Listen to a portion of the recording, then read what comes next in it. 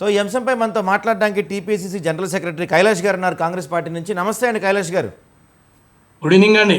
నమస్తే. ఏంటండి కేసీఆర్ గారు కొంచెం మళ్ళీ ఫామ్లోకి వస్తున్నట్టున్నారు, వరుస సమావేశాలు, గులాబీ పార్టీకి మళ్ళీ పూర్వవైభవం వస్తుంది అనుకోవచ్చా? ముందుగా ఛానల్ యాజమాన్యానికి, మీకు, ప్రేక్షకులకు, ప్యానల్ ఉన్న పెద్దలందరికీ కూడా నమస్కారం. ఇప్పుడు కేసీఆర్ గారు ఫామ్ హౌస్ నుంచి ఫామ్లోకి వచ్చిన, ఫామ్ నుంచి ఫామ్ హౌస్లోకి పోయినా మాకేం అభ్యంతరం లేదు. ఎందుకంటే ఇది ప్రజాస్వామ్యంలో కూడా వారి పార్టీ వారి ఇష్టం. కానీ ప్రజల కోసం పనిచేయాలని చెప్పేసి మా రాష్ట్ర ముఖ్యమంత్రి రేవంత్ రెడ్డి గారు వచ్చిన మొదటి రోజు నుంచి అంటా ఉన్నారు, అయ్యా మీరు అసెంబ్లీకి అటెండ్ కండి, ఈ ప్రభుత్వానికి నిర్మాణాత్మకమైనటువంటి సలహాల ద్వారా ఈ రాష్ట్ర అభివృద్ధిని ముందుకు తీసుకుపోదాం. గత 10 సంవత్సరాలుగా మీరు ఈ రాష్ట్రాన్ని పరిపాలించారు, సరే ఇది ప్రజలు ఇచ్చినటువంటి తీర్పుని గౌరవిస్తూ మీరు అసెంబ్లీకి రావాల్సినటువంటి అవసరం ఉంది. కానీ ఎందుకో మీరు గత 10 సంవత్సరాలు మాకంటే ముందు రాష్ట్రాన్ని పరిపాలించి రాష్ట్ర అభివృద్ధి జరగలేదు, రైతులకు న్యాయం జరగలేదు, నిరుద్యోగులకు న్యాయం జరగలేదు, తెలంగాణ వాదులకు న్యాయం జరగలేదు. అందుకోసమే ప్రజలు మాకు అధికారం ఇచ్చిండ్రు.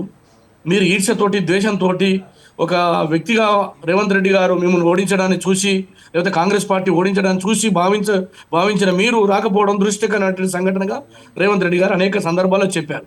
ఒక సామాన్య రైతు కుటుంబంలో పుట్టినటువంటి రేవంత్ రెడ్డి గారు అనతి కాలంలో ముఖ్యమంత్రి అవ్వడాన్ని ఫ్యూడల్ స్వభావం ఉన్నటువంటి బీఆర్ఎస్ పార్టీ ఎందుకో అనేక సందర్భాల్లో వారిని వ్యతిరేకిస్తూ వచ్చింది. అది వారిష్టం. అసెంబ్లీకి రావాలా రావద్దా, లేకపోతే ఫామ్ హౌస్లోనే ఉండాలన్నా, ప్రజలకు మధ్యకి రావాలన్నా వద్దా అనేది వారి ఇష్టం. అందుకే ప్రజలు అప్పటికే తీర్పు స్పష్టంగా చేసినారు. ఆ తర్వాత పార్లమెంట్ ఎన్నికల్లో స్పష్టంగా గుండు సున్నా. రేపు రాబోయే రోజుల్లో ప్రజల చేత ఉంటే అంతో కొంత లాభం జరుగుతుంది, లేదు అంటవా బీచానం ఎత్తేటువంటి పరిస్థితులు ఉంటాయి. కానీ ఇవాళ తప్పుడు ప్రచారాలతోటి, తప్పుడు సంకేతాలు ఇస్తున్నటువంటి బీఆర్ఎస్ పార్టీ తాము ఏం చేసినాం అనే దాన్ని ఆత్మవిమర్శ చేసుకోకుండా ఇక పులి వస్తుంది, నక్కు వస్తుంది, కుక్కు వస్తుంది అని చెప్పి వారే చెప్పుకుంటా ఉన్నారు గొప్పలు. ఎవరికి భయం అవుతుందండి? దేనికి భయం అవుతుంది? మా రేవంత్ రెడ్డి గారు 100% ప్రజలకు ఏదైతే హామీలు ఇచ్చినామో ఆ హామీలతోటి ప్రజల మధ్యకు పోతామన్నామో ప్రజలు మమ్మల్ని దీవించిండ్రు. 100% పార్లమెంట్ ఎన్నికల్లో మాకు దీవించిండ్రు, రాబోయే రోజుల్లో దీవిస్తారు అనేటువంటి నమ్మకంతో ఆ రోజు ప్రజల మధ్య ఇచ్చినటువంటి ఏదైతే మేము మేనిఫెస్టోలో పెట్టినటువంటి అంశాలని తప్పకుండా నెరవేరుస్తూ పోతున్నాం. అందులో 25 లక్షల మంది కుటుంబాలకు రుణమాఫీ కార్యక్రమం కానీ 21,000తోటి, అదేవిధంగా మరి 57,600కు పైగా ఉద్యోగాల కల్పన చేసినటువంటి ఘన చరిత్ర ఈ దేశం లోపట రేవంత్ రెడ్డి గారి ప్రభుత్వాన్ని వచ్చినటువంటి 15 నెలల లోపటనే. ఇది గమనించకుండా ఇవాళ కావాలని గాయిగా గత్తర చేసి ఇక మొత్తం తెల్లారితోరకే అధికారులకు వస్తున్నాయి. ఎందుకు వస్తుందండి? ఈ రాష్ట్రంలో ప్రజలు స్పష్టమైనటువంటి తీర్పు ఇచ్చిండ్రు. మీ బాధ చూసే కొంతమంది ఎమ్మెల్యేలు పారిపోతూ ఉన్నారు. మీ వ్యక్తిగతంగా ఆ రోజు ఏ రకంగా వ్యవహారం చేశారో, రాజకీయ పార్టీలో ఉన్నటువంటి వ్యక్తులను ఏ రకంగా మీరు తూలనాడిరో ప్రజలు మర్చిపోయారు. కాబట్టి మళ్ళీ వెంటనే అధికారులకు రావాలి. ఇక ఫామ్ హౌస్ నుంచి రాగానే తెల్లారితోరకే వాళ్ళకి సింహాసనం కావాలి. ఎందుకంటే ఇది ఫ్యూడల్ మనుషుల యొక్క స్వభావం. రాజకీయంగా ఇతరులు ఉండడాన్ని వాళ్ళు ఎప్పుడు కూడా జీర్ణించుకోలేరు. సామాన్యులు, పేదలు, మధ్యతరగతి వర్గాలు, ఇంకా వేరే వాళ్ళు ఉండకూడదు, వాళ్ళు మాత్రమే ఉండాలి. అందుకోసమే ఇవాళ నేను స్పష్టంగా మీ ఛానల్ ద్వారా ప్రజలకు, ప్రేక్షకులకు అప్పీల్ చేస్తున్నా, వారు వచ్చినా రాకున్నా పెద్ద ఫరక పడేది ఏమి ఉండదు. వస్తే తెలంగాణ ప్రజల్లో గౌరవం ఉంటుంది, లేకపోతే సున్నా, అంతకుమించి మేము చేసేదే లేదు. ఓకే, రైట్ అండి. సో ఇదే అంశంపై మనతో మాట్లాడడానికి బీఆర్ఎస్ నుంచి కర్ణి అరవింద్ గారు ఉన్నారు.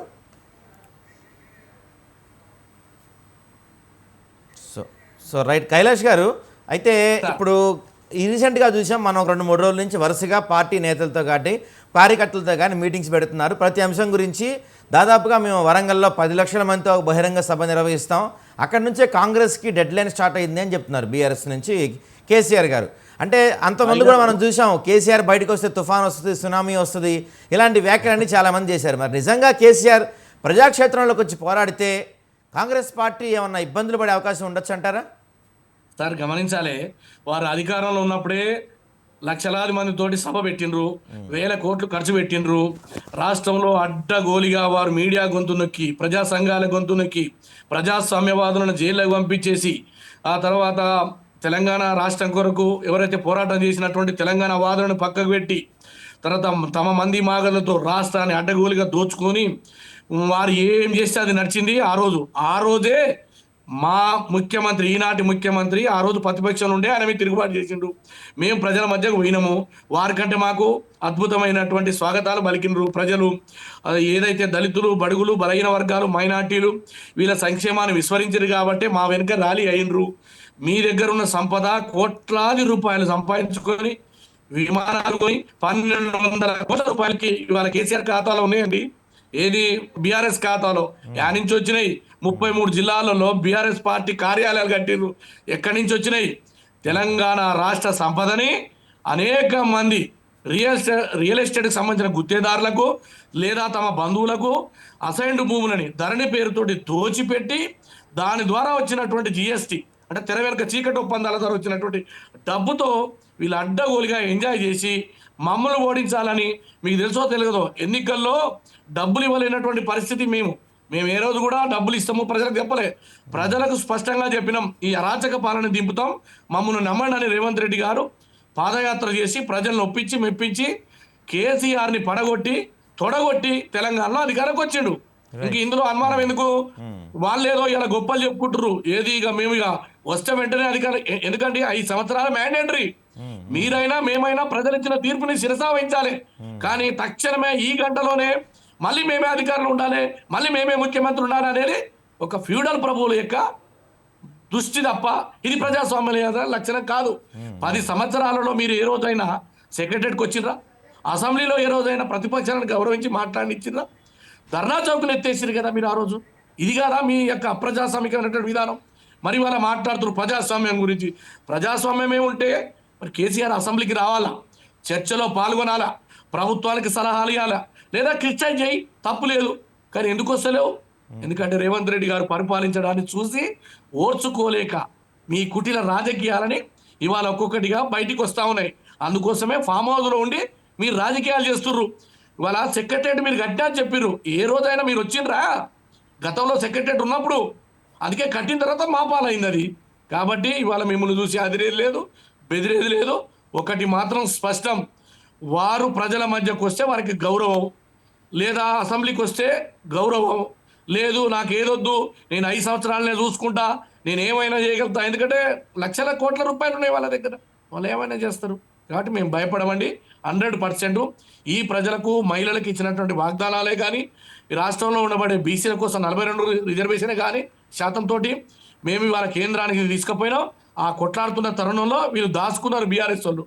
ఎంఆర్పిఎస్ ఈ రాష్ట్రంలో అణగారిన జాతుల కోసం పోరాటం చేసింది. మందకృష్ణ గారి నాయకత్వాలు కావచ్చు, దళిత సంఘాలు కావచ్చు, వారికి రిజర్వేషన్ ఇవ్వాలా, వర్గీకరణ చేయాలని మేము ఈరోజు అసెంబ్లీలో పెట్టి దాన్ని తీసుకొచ్చినాం. దేశంలో చరిత్ర సృష్టించినాం. ఇది కాదా గొప్ప? స్వతంత్ర భారతదేశంలో 21,000 కోట్లతోటి 2 లక్షల రూపాయలు ఏకకాలంలో తీసుకొచ్చిన ఘన చరిత్ర కాంగ్రెస్ పార్టీది, రేవంత్ రెడ్డి గారి ప్రభుత్వాన్ని. ఇటువంటి గొప్ప కార్యక్రమాలు చేస్తున్న మమ్మల్ని మీరు అభినందించాల్సి పోయి అడ్డగోలిగా మాట్లాడుతున్నారు సాయి గారు. వీళ్ళు ఏది మాట్లాడినా నడుస్తుంది. అడ్డగోలిగా విష ప్రచారం చేయడం, తర్వాత ప్రభుత్వాన్ని, వ్యక్తిత్వం పట్ల హననం చేస్తూ ముఖ్యమంత్రి గారిని కూడా నీచాతి నీచమైన భాష వాడుతున్నారు. ఇది తెలంగాణ సమాజం గమనిస్తుంది.